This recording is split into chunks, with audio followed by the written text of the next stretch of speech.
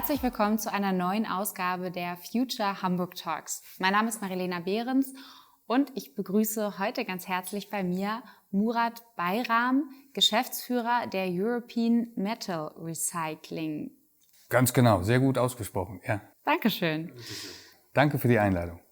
Du hast uns was mitgebracht, sehe ich. Und ich nehme mal an, das hat etwas damit zu tun mit deinem Job, mit Metallrecycling, oder? Mit Metallrecycling, ganz genau, ja. Wenn wir uns das mal anschauen, das ist beispielsweise Aluminiumgranulat aus Kabeln, was im Vergleich zu Rohstoffen, ich sag mal, aus den Minen, aus Bauxit, über 90% Energie und CO2 einspart. Hier hast du schöne Kupfergranulate aus deinen Kabeln. Also wenn du dein iPhone lädst, ist das Kabel wahrscheinlich eher so dünn. Und hier hast du ein grobes Granulat. Das sind alles Rohstoffe aus dem Recycling, die wir quasi unter anderem produzieren, die wir sammeln, also die Vorstoffe, die wir dann in unseren Maschinen verarbeiten und dann trennen nach jeweiligen Qualitäten. Die können dann wieder eingesetzt werden.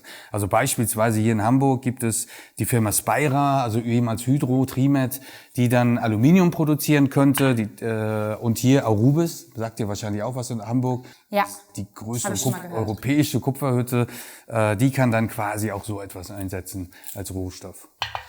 Und sag mal, ich habe gelesen, du bist schon seit über 25 Jahren in der Metallbranche oder Metallrecycling tätig.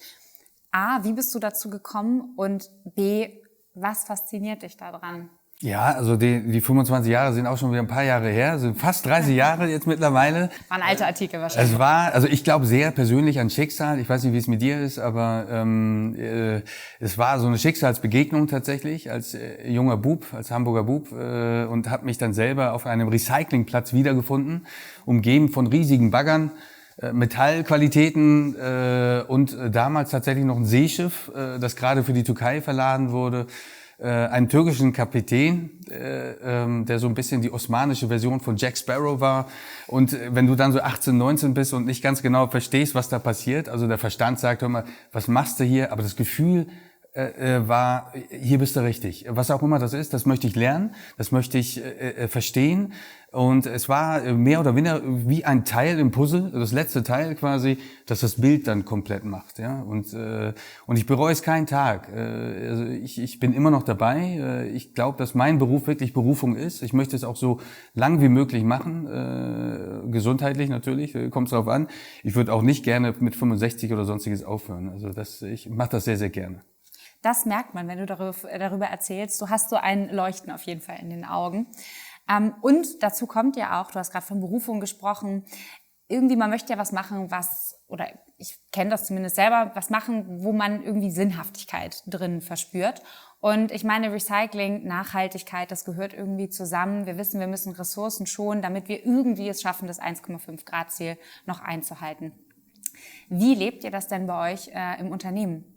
Ja, also Sinnhaftigkeit, was du jetzt auch gerade sagst, auch für junge Menschen. Ich glaube, für junge Menschen ist es heutzutage viel schwieriger, eine Orientierung zu finden. Gerade mit diesen ganzen medialen Bestrahlungen von Influencern und ich sag mal, mit den ganzen Bildern und Sonstiges. Aber Sinnhaftigkeit, glaube ich, findest du nur, wenn du nicht auf die Suche gehst, sondern für dich selber, ich sag mal, offen bist, achtsam bist und offen auch für neue Sachen bist und dann vielleicht einen Beruf auch für dich dann auserwählen kannst. So war es bei mir mehr oder minder. Also wenn man das dann wegen Sinnhaftigkeit anspricht, Berufswahl oder Sonstiges. Wie ist es bei uns im Bereich Nachhaltigkeit? Gut, ich meine, European Metal Recycling, das Wort Recycling sagt es ja schon. Wir versuchen jeden Tag Rohstoffe zu retten, weltweit, um hier im Bereich Nachhaltigkeit agieren zu können.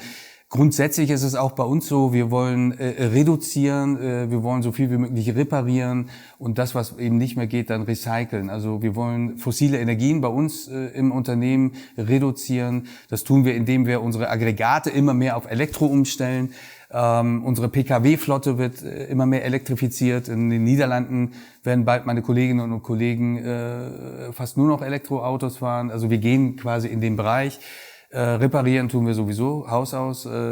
Wir haben einen neuen Recyclingplatz in Duisburg aufgemacht, mit einer der größten Photovoltaikanlagen. Also der Platz ist schon fast CO2-neutral und das ist auch unser Ziel am Ende des Tages. Du hast gerade schon erwähnt, ihr seid auch in Hamburg, unter anderem in Duisburg.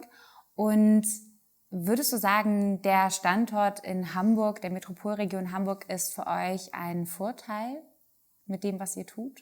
Also Hamburg ist ein ganz besonderer Standort. Nicht nur, weil es jetzt meine Heimatstadt ist, aber... Okay. Ich meine, hier ist die Industrie ja sehr verwoben mit der maritimen Wirtschaft und sie bietet ja alles, also den Hafen, das Schienennetz, die Autobahn am Ende des Tages und gerade das Tor zur Welt ist ja auch für uns sehr, sehr wichtig, damit wir die Rohstoffe sowohl als auch exportieren können. Zurzeit aufgrund der Energiekrise werden Kapazitäten abgebaut. Da brauchen wir auch den internationalen Markt, denn diese Rohstoffe kann man weltweit einsetzen. Sie sparen weltweit CO2 ein. Da ist es egal, wo man sie exportiert oder auch hier in Europa quasi vermarktet. Hamburg ist deshalb natürlich ein sehr, sehr, sehr wichtiger Standort. Und gibt es bestimmte Branchen, in denen ihr bevorzugt aktiv seid oder in denen ihr besonders aktiv seid? Ja, wir machen natürlich vieles. Also wir machen Schiffsrecycling beispielsweise in Amerika.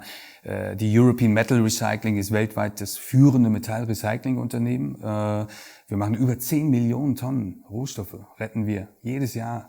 Das ist eine enorme Menge. Und während Reedereien hier tricksen und ihre alten Schiffe dann umflacken, damit die dann nach Asien irgendwo an Stränden landen, investieren wir quasi in Kapazitäten wie in den USA, wo wir eine der modernsten Schiffsrecyclingplätze haben, wo wir Top Gun, Tom Cruise, sein Schiff, ja, das haben wir beispielsweise recycelt, ja, und haben es zurückgebaut. Wir investieren in Elektrorecycling, also gerade jetzt in den Batterienbereich in England und auch hier werden wir in Kürze etwas eröffnen, um eben Kobalt, Lithium auch wieder zurückzugewinnen, damit wir eben nicht direkt aus Kongo etc. abhängig sind. Wir haben mehrere Konzepte wie das myauto.com in unserer Gruppe, wo Autos, bevor sie geschreddert und dann separiert werden, wo wir dann nochmal raufgucken und schauen, welche Teile kann man denn nochmal verwerten. Also eine Art eBay eben auf unserer eigenen Plattform. Und man würde sich wundern, wie viele Ersatzteile man so retten kann. Ja.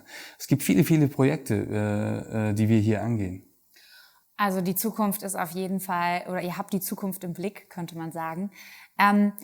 Du hast vorhin schon kurz von Sinnhaftigkeit gesprochen, dass das für dich wichtig war und nach wie vor ist. Was motiviert denn dich und was glaubst du motiviert die MitarbeiterInnen jetzt an dem Standort, an dem du bist, besonders in und mit ihrer Arbeit? Also ich glaube, das Wichtigste ist, du musst positiv denken. Ja, also du kannst ja nicht negativ denken oder etwas Positives erwarten. Das funktioniert schon mal gar nicht. Auch bei grauem Regenwetter? Ja, muss. Also ich bin heute Morgen tatsächlich mit ein bisschen Jetlag hier aufgestanden und das Erste, was ich immer sage gegenüber meinen Kindern, ist ein neuer Tag mit neuen Chancen. Und daran glaube ich auch. Ich bin nicht jemand, der wissen möchte, wer hat welchen Fehler gemacht oder sonstiges, weil das ist Vergangenheit. Ich möchte nur wissen, was haben wir aus diesem Fehler gelernt. Ja, das ist ja immer, und ich glaube, das haben meine Kolleginnen und Kollegen, die mögen das, weil ich sage denen ja auch immer, hör auf mit der einen Hand die Vergangenheit festzuhalten, dann hast du beide Hände nicht für die Zukunft frei. Und das, glaube ich, das leben wir. Das leben wir tatsächlich auch in Krisen. Also die European Metal Recycling hat in der Pandemiekrise keine Kurzarbeit gemacht. Nicht, weil ich jetzt so intelligent bin und wusste, dass das vorbeigeht, sondern weil wir gesagt haben, wir gehen durch dick und dünn. Und entweder gehen wir alle unter oder wir schaffen es gemeinsam. Und wir schaffen normalerweise alles gemeinsam. Aber Murat, bei so viel Optimismus gibt es auch irgendetwas, was dich ärgert? Absolut. Natürlich ärgern mich beispielsweise Produkte, die in ihrem Design absolut so hergestellt werden, dass es für uns immer schwieriger wird, die Rohstoffe dort, rauszugewinnen. Ich gebe ein Beispiel, Elektroautos, in dem Sinne kleine Spielautos, also die ferngesteuerten Autos.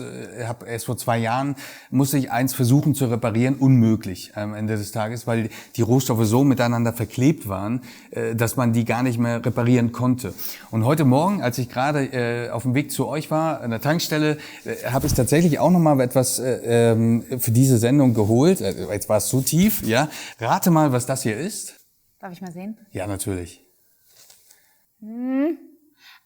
Ich hab eine Idee, so ein Vaporizer. Vaporizer, okay, das Wort kenne ich natürlich wieder selber nicht, aber es ist eine E-Zigarette, Ja, genau. Das meinst du wahrscheinlich. Der Witz ist hier, please recycle, ja. Es ist eine Einweg-E-Zigarette. Meine Frage wäre natürlich, warum introduziert man derartige Produkte, eine Einweg-E-Zigarette, wo wir alle doch wissen, dass die sehr schwer wieder zu recyceln ist. Also es werden immer komplexere Produkte in immer kürzerer Zeit in unsere Märkte introduziert, die es uns sehr, sehr schwer machen, die Rohstoffe dort wieder rauszugewinnen. Ja? Und das ärgert mich tatsächlich, das muss man klar sagen. Verständlicherweise. Murat, vielen, vielen Dank für diesen Optimismus, den Einblick in eure Arbeit. Und ich bedanke mich auch ganz herzlich bei euch fürs Zuschauen und hoffe, dass ihr auch beim nächsten Mal dabei seid bei den Future Hamburg Talks. Vielen Dank. Danke sehr.